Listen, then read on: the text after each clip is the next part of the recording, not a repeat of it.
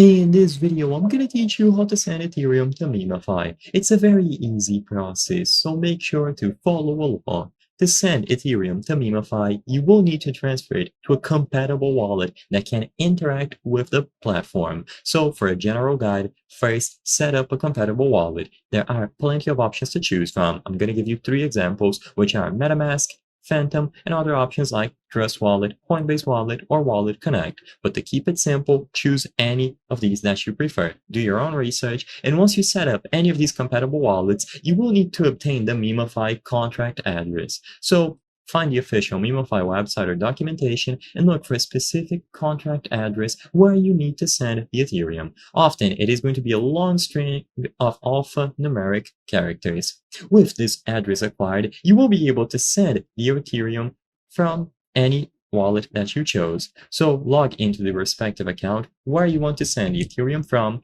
find the send option, and you will be able to input the long string of numbers that you copied into the wallet address and the amount.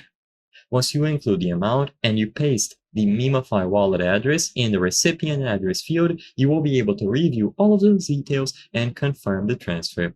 Once it is confirmed, you will be good to go. There are plenty of wallets to choose from. If you want to use a web wallet, go with MetaMask or Coinbase Wallet. If you want a mobile wallet, use wallets like Trust Wallet or Coinbase Wallet once again. And for hardware wallets, you will be able to use Ledger or Trezor for enhanced security.